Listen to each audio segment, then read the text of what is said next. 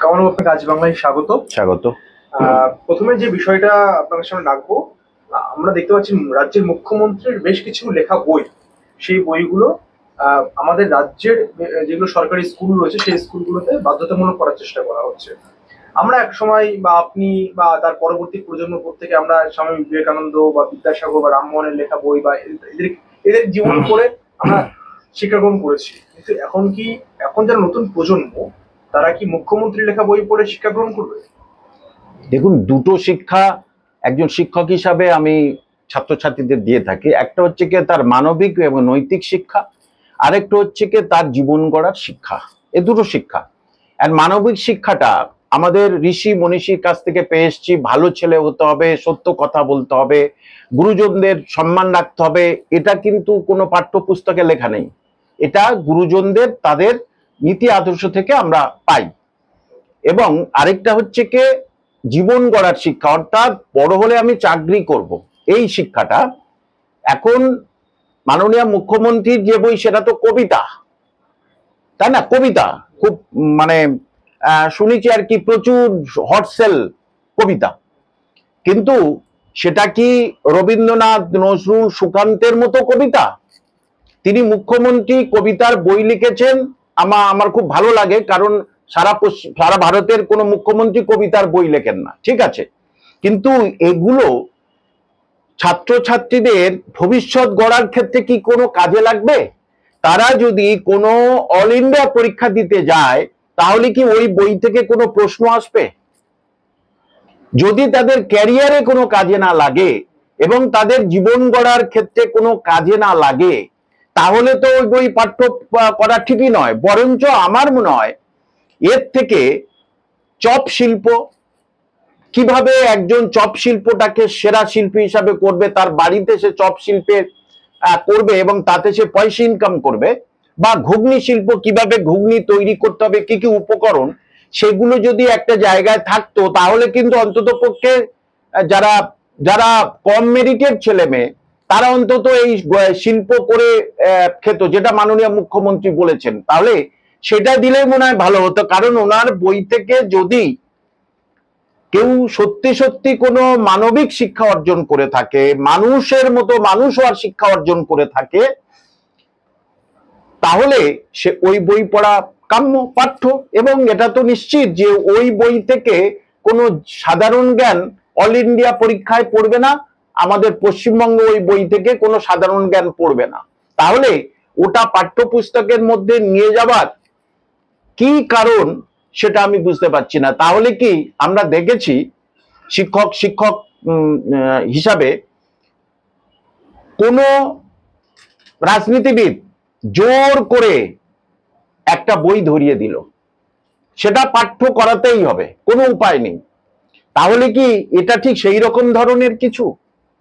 এটা আমার পূর্বের অভিজ্ঞতা থেকে বলছি যে এই বইটা প্রত্যেকের পাঠ্য করাতে হবে। এবং সেটার জন্য তো একজন মাস্টারমশাইকে ইতিহাস, ভূগোল, বিজ্ঞান বাদ দিয়ে, তাহলে মমতা ব্যানার্জির কবিতা বা লেখা পড়ানোর জন্য তো একজন মাস্টারমশাই স্থির করতে হবে। তাহলে সে মাস্টারমশাই কি উনি এখান থেকে দেবেন? তার কি আলাদা মাইনেপত্র দেবেন? কারণ একে মাস্টারমশাই খুব কম, সেই মাস্টারমশাইরা কিভাবে তাদের সময় নিজস্ব সাবজেক্ট ছেড়ে এটা করবেন? হ্যাঁ, লাইব্রেরিতে দেবে, আবার শুনছে লাইব্রেরিতে থাকবে। এখন দেখুন, বর্তমান প্রজন্মের ছেলেমেয়েরা লাইব্রেরিতে যায় না, কারণ মাননীয় মুখ্যমন্ত্রী লাইব্রেরিতে যাওয়ার আগে তাদের তো হাতে ট্যাব দিয়ে দিয়েছে, তা ফোন দিয়ে। তাহলে লাইব্রেরিতে যাবে কেন? তার থেকে বরঞ্চ অনলাইনে যদি ওটা দিত তাহলে মনে হয় ভালো হতো। কারণ কোনো লাইব্রেরিতে ঝাঁটি পড়ে না। লাইব্রেরির বইগুলো হচ্ছে কি সব ঘুম ধরে গেছে, বইয়ের দিকে কেউ যায় না। আপনি গ্রামীণ লাইব্রেরি গুলো দেখুন। আর স্কুলে তো আলাদা কথা, স্কুলে তো কোনোদিন না। সুতরাং এই বইটা পাঠ্যপুস্তক, আবার বললাম মুখ্যমন্ত্রী হিসাবে বই লিখেছেন, সেটা খুব গর্বের বাঙালি হিসাবে। কিন্তু সেটা কতটা তাদের কর্মজীবন, ব্যক্তি জীবন, শান্তি জীবনে কতটা প্রভাব ফেলবে, সেইটা কিন্তু আমার জানার। তাহলে কি এই আগামী দিনে আপনি যেটা বললেন যে উচ্চতর শিক্ষা বা জাতীয় শিক্ষার ক্ষেত্রে যদি এই বই পড়ে থাকে, তাহলে চাকরি বাকরির ক্ষেত্রেও তো একটা অনিশ্চয়তা তৈরি হচ্ছে? নিশ্চয়ই, একেবারে। একে স্কুলে পড়াশোনা হয় না, তার কারণ সেটা এই সরকারের জন্য শিক্ষক শিক্ষিকার বিদ্যালয়ে নেই, নিয়োগ নেই। এক নিয়োগ হয়েছিল, যা নিয়োগ হয়েছিল সে আবার চলে গেছে। তাহলে কোন শিক্ষক শিক্ষিকা সেখানে স্কুলে আছে যারা ওইটা পড়াবেন? এবং এটা ঠিক ওই বইয়ের যা আছে সেটা তাদের কর্মজীবন তৈরির ক্ষেত্রে, কারণ আমরা যারা পড়াশোনা করি তাদের প্রত্যেকেই কর্মজীবন তৈরির একটা ব্যাকুলতা থাকে। আপনারা যারা জার্নালিজম করেছেন, জার্নালিজম পড়াটা শখ না, জার্নালিজম পড়তে পড়তে আমি যেন আর কর্মজীবনে প্রবেশ করতে পারি। আজকের আপনারা কর্মজীবনে প্রবেশ করেছেন, আজকের আপনাদের পড়াটা সফলতা অর্জন করেছে। ঠিক তেমনি কোনো যারা পড়াশোনা করে পড়ুয়া, তারা যেন কর্মজীবনে নিজের ভাত নিজে তৈরি করে খেতে পারে, বাবা মাকেও খাওয়াতে পারে। তা সেটা এই বই পড়ে কতটা হবে সেটা আমার কেন, এই প্রশ্নের উত্তর পশ্চিমবঙ্গে কেউ দিতে পারবে না। কিন্তু মুখ্যমন্ত্রী তো যে শিক্ষা, তার যে অনেক শিক্ষিত তিনি, তা অনেক ডিগ্রি আছে, এটা নিজে মুখে অনেকবার বলেছেন। আইন নিয়েও তার ডিগ্রি রয়েছে, বড় বড় কেস লড়েছেন তিনি, বলেছেন। তারপরে তিনি একেবারে আদ্যপ্রদ্য একজন সাংস্কৃতিক মানুষ, বারবার বলেছে। তাহলে সেই জায়গা থেকে আপনার সন্দেহ তৈরি হচ্ছে কেন সেই বইগুলোর উপর? না, সন্দেহ তৈরি হচ্ছে মানে যদি ওনার কোনো একটা কবিতা, আমি ওনাকে সম্মান রেখেই বলছি, ওনার কবিতা যদি রবীন্দ্রনাথকে ছাপিয়ে যেত তাহলে কিন্তু সেই কবিতা পাঠ্য হিসাবে হতো। ওনার কোনো কবিতা যদি নজরুলকে কোনো ক্ষেত্রে ছাপিয়ে যেত তাহলে সেটা কিন্তু মানুষ বলতো না এইটা আমরা পড়বো, এখান থেকে আমরা ভালো কিছু জানবো, ভালো কিছু শিখবো। সুতরাং তার কবিতার বই পাঠ্য, তিনি মুখ্যমন্ত্রী, মানুষ তো তার বই পড়ছেন।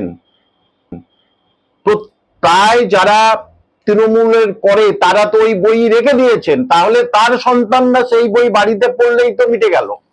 সেটা আবার বিদ্যালয়ে পাঠ্যপুস্তক করার কি দরকার আছে? আমার তো মাথার ভিতরে ঢোকে না। বিদ্যালয়ে পাঠ্যপুস্তক করার কোনো দরকারই নেই, এমনি কোর্সই শেষ হয় না, ইতিহাস ভূগোল বিজ্ঞান অঙ্কের কোর্সই শেষ হয় না, তাহলে ওটার কি আবার শেষ করতে হবে? দুর্নীতির কোনো গন্ধ পাচ্ছেন? এখানে দুর্নীতির কি, তিনি তার বই ধরাচ্ছেন, সেটার মধ্যে দুর্নীতি কিছু তো আমি খুঁজে পাচ্ছি না। এটা দুর্নীতি কি আছে? যে বই মানে ছেলে মেয়েদের যা সিলেবাস আছে, সিলেবাসের উপরে আরেকটু সিলেবাস চাপিয়ে দেওয়া হলো আর কি। যদিও এখন বিদ্যালয়ের সিলেবাস কিচ্ছু নেই, মানে আসলো গেল পড়লো, যা খুশি লিখলো চলে গেল।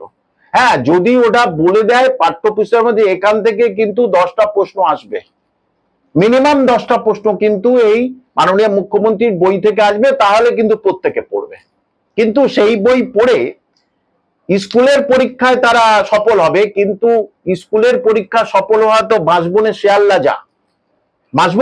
রাজা, যে মাধ্যমিকে ফার্স্ট হচ্ছে বাঁশবনের শেয়াল রাজা। কিন্তু রয়্যাল বেঙ্গল টাইগার তখনই হবে যে আইএস ডব্লিউবিসিএস এইসব পরীক্ষা সফল হবে, সে তো রয়্যাল বেঙ্গল টাইগার। যে সুতরাং এই বইয়ের পাঠ্যটা কেন করেছেন আমি জানি না। আমি আবার বলছি, ওর থেকে বরঞ্চ হাতের কাজ, ওই যে চপ শিল্প, ঘুগনি শিল্প দিলে মনে অনেক ভালো হতো। গ্রুপ সি এবং গ্রুপ ডির যে ভাতা, সেই ভাতা বন্ধের নির্দেশ অন্তর্বর্তী স্থগিতাদেশ ইতিমধ্যে কলকাতা হাইকোর্টে দিয়েছে। এবং তারপরে আমরা দেখলাম গ্রুপ সি গ্রুপ ডি যারা অশিক্ষক কর্মীরা রয়েছেন তারা পথে নামছেন, তাদের একটা দাবি তুলছে, তাদের আবার স্বচ্ছভাবে নিয়োগ করে চাকরি ফিরিয়ে দিতে হবে। এটা কি সম্ভব? সুপ্রিম কোর্টের নির্দেশে তারা কোনোভাবে বুঝতে পারবে না, কিছু হবে না। মানে এটা কি জানেন তো, যে মানুষ যখন নতুন শ্বশুর বাড়ি যায় তখন যে আবদার করে না, যে মা আমি এইটা খাবো, যেখানে পারে সেইটা নিয়ে চলে আসে। হ্যাঁ বাবা আমি এটাই খাবো, যে কোনো প্রকারে যাই হোক কিরুষ হচ্ছে কে, যে এটা আমি খাবো, সে নকল জিনিসটা হয়তো নিয়ে এসে তাই করলো। এদের ক্ষেত্রেও তাই, যারা স্ট্যাম্প চোর, দুর্নীতিগ্রস্ত, আমার কথা নয়, হাইকোর্ট সুপ্রিম কোর্টের কথা, তারা কিভাবে বলে যে আমাদের এটা দিতে হবে, যেখানে কোর্ট অর্ডার দিয়েছে। ভারতীয় নাগরিক হিসাবে আমাদের প্রত্যেকের কোর্টকে মান্যতা দেওয়া উচিত। খারাপ রায় হলো মেনে নিতে হবে, ভালো রায় হলে মেনে নিতে হবে, কিন্তু এটা সঠিক রায় দিয়েছে। শুধু এই কজন পাবে কেন? এদের অনেকের অযোগ্য, তাদের জন্য 2016-তে যারা অযোগ্য হিসাবে বসে আছে তারা যোগ্য, তাহলে তারা কোন অধিকারে বঞ্চিত হবে এই টাকা থেকে? কেন তাদের দেয়া হবে না?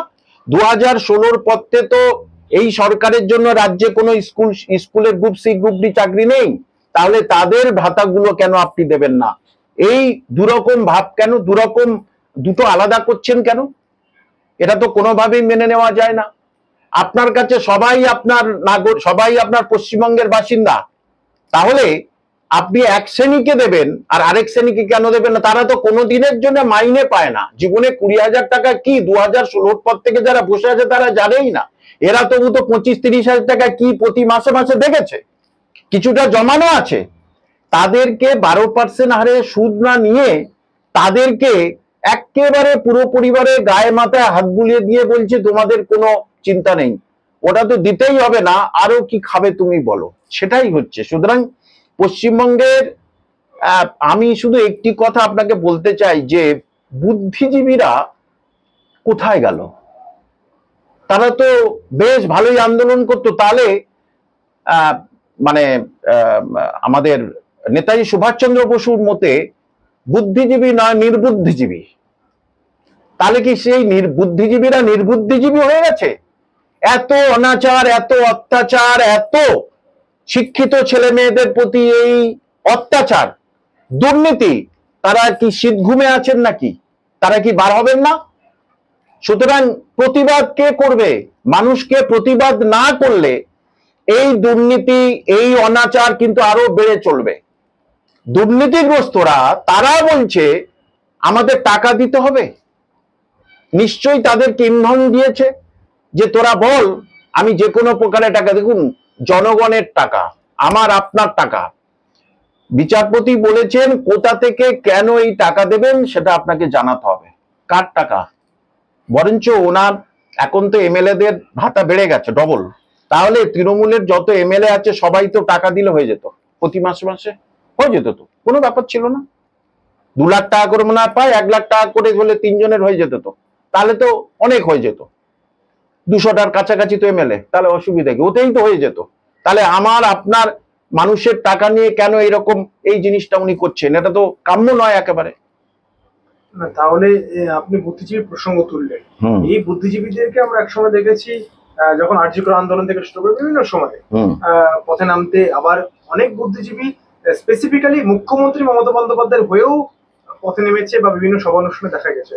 আর এখন চুপ কেন? মানে কিসের পথে নামলে ভয়টা কিসের?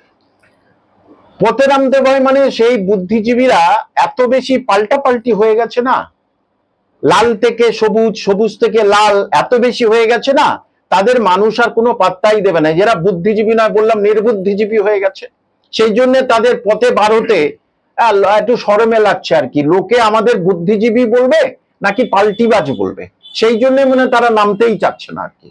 নাকি ভাতা বন্ধের উপরে কিসের ভাত, সেটাও একটা ভয় আছে যে যা হোক করে এই বয়সে করে খাচ্ছি, কিছু তো একটা হচ্ছে, সেটা আবার শেষ বয়সে যাবে, অন্য দল আসলে তো সেটা আমরা পাবোই না, তাহলে যে কটা দিন এই শেষ বয়সে পাচ্ছি এটা ঠিক আছে। কিন্তু একজন মানবিক যিনি, তিনি কিন্তু তার পথে নামা উচিত এবং এই অনাচার অত্যাচারের প্রতিবাদ করা উচিত। এটা একদম স্বাভাবিক। আমরা তো অন্যায় কথা বলছি না, আমরা সঠিক কথাটা বলছি।